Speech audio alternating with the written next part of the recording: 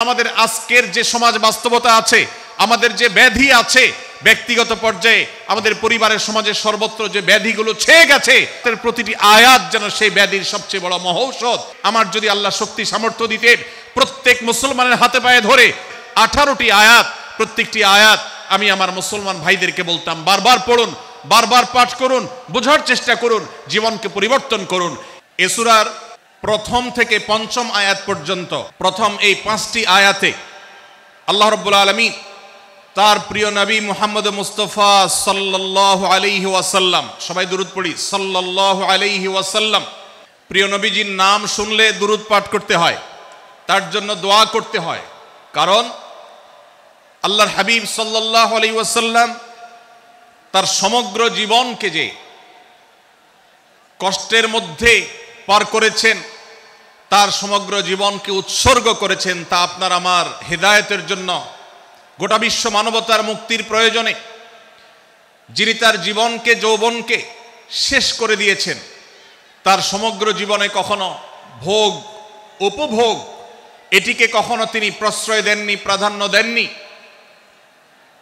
দিনাতিপাত করেছেন অত্যন্ত কষ্টের সাথে, শত সহস্র বাধার সম্মুখীন হয়েছেন, শুধুমাত্র কিয়ামত পর্যন্ত আগত সকল মুসলিম নরনারীর কাছে যেন কোরআনের বার্তা পৌঁছে যায়, সবাই যেন হেদায়েত প্রাপ্ত হয়ে যায়, সবাই যেন মুক্তি প্রাপ্ত হয়ে যায়, সবাই যেন জান্নাতি হয়ে যায়, সবাই যেন জাহান্নাম থেকে মুক্তি লাভ করে, এই উদ্দেশ্যে তার সমগ্র জীবনকে তিনি উৎসর্গ করেছেন। আমাদের হেদায়েতের জন্য, আমাদের কল্যাণের পথে আহ্বানের জন্য, আমাদের জান্নাতে নেওয়ার জন্য, যার সমগ্র জীবনে কখনো ভোগ উপভোগকে প্রশ্রয় দেননি, কষ্টে নিপতিত হয়েছেন। তিনি চাইলে মক্কার রাজত্ব করতে পারতেন, তিনি চাইলে মক্কার সবচেয়ে ভোগী মানুষ হতে পারতেন, কিন্তু সেটা না করে তিনি যে ত্যাগের দৃষ্টান্ত স্থাপন করেছেন, প্রিয় নবী মুহাম্মদ সাল্লাল্লাহু আলাইহি সাল্লামের সেই অবদানের স্বীকৃতি স্বরূপ আমরা তার নাম যখনই শুনবো সাল্লাল্লাহু আলাইহি সাল্লাম বলে তার প্রতি আল্লাহর রহমত যেন, অনুগ্রহ যেন নাজিল হয়, সেজন্য দোয়া করব। আল্লাহ তাআলা তার হাবিবকে রহমত এমনিতেই দান করবেন, আপনি আর আমি তার জন্য রহমতের দোয়া করার মধ্য দিয়ে আমরা সৌভাগ্যবান মানুষের কাতারে শামিল হতে পারবো।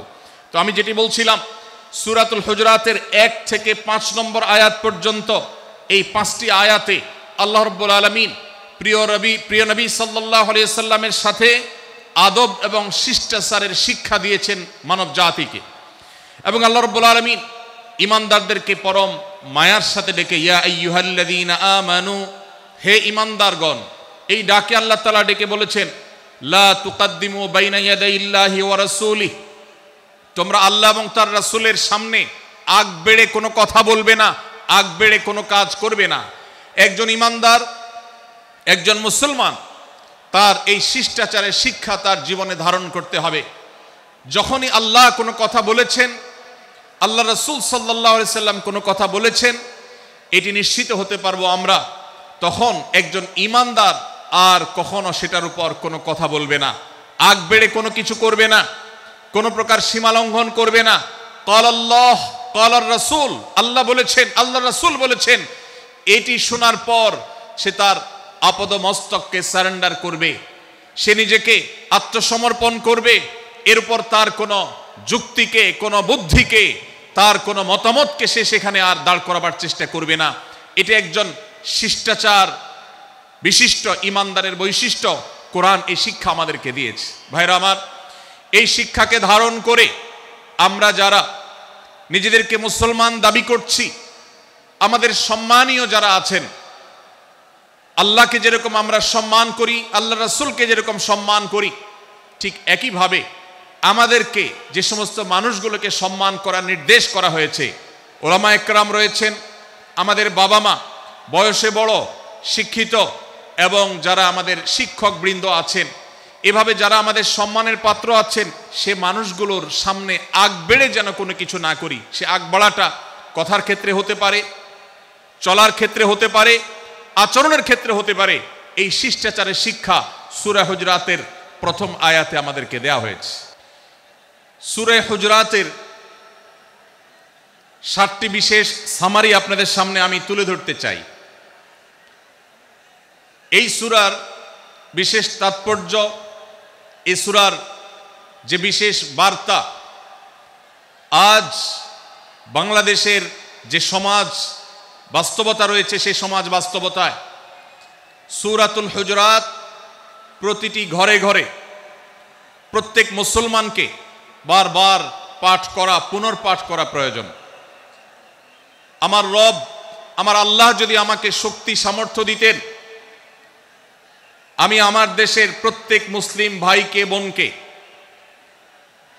হাত জোড় করে, অনুরোধ করে, অনুনয় বিনয় করে সূরাতুল হুজুরাতের শুরু থেকে শেষ পর্যন্ত যে 18টি আয়াত রয়েছে, এই 18 আয়াতে ঐতিহাসিক যে 7টি বিশেষ বার্তা রয়েছে, সে বার্তাগুলো গ্রহণ করবার উদ্দেশ্যে বারবার অর্থ সহকারে সূরাতুল হুজুরাত বুঝে বুঝে পড়ার, এর তাফসীর দেখার, এর সামারিকে বারবার জানার জন্য আমি অনুরোধ করতাম। আল্লাহ তাআলা আমাদের সবাইকে সূরাতুল হুজুরাত এর আলো দ্বারায় সবাইকে আলোকিত হওয়ার তৌফিক দান করুন। আমি যে সূরার সামারি আপনাদেরকে বলতে যাচ্ছি, যে সূরাকে সামনে রেখে আজকের এই ঐতিহাসিক মাহফিলে কোরআনে কারীমের দেওয়া 7টি বার্তা দিতে চাইছি, সেই সূরার নাম হলো সূরাতুল হুজুরাত। এই সূরা কোরআনে কারীমের 26তম পারায় অবস্থিত এবং এই সূরা কোরআনে কারীমের সূরার যে সিরিয়াল, সেই সূরার সিরিয়ালে 49তম সূরা। এই সূরার আয়াত সংখ্যা হলো 18। সূরা হুজুরাত এই যেন আমাদের আজকের যে সমাজ বাস্তবতা আছে, আমাদের যে ব্যাধি আছে ব্যক্তিগত পর্যায়ে, আমাদের পরিবারের সমাজের সর্বত্র যে ব্যাধিগুলো ছেয়ে গেছে, সূরা হুজুরাতের প্রতিটি আয়াত যেন সেই ব্যাধির সবচেয়ে বড় মহৌষধ, সেটা যেন সবচেয়ে বড় প্রতিষেধক, সেটা যেন সবচেয়ে বড় সমাধান। এই জন্য আমি বলেছি শুরুতে, আমার যদি আল্লাহ শক্তি সামর্থ্য দিতেন, প্রত্যেক মুসলমানের হাতে পায়ে ধরে সূরা হুজুরাতের 18টি আয়াত, প্রত্যেকটি আয়াত আমি আমার মুসলমান ভাইদেরকে বলতাম, বারবার পড়ুন, বারবার পাঠ করুন, বোঝার চেষ্টা করুন, জীবনকে পরিবর্তন করুন।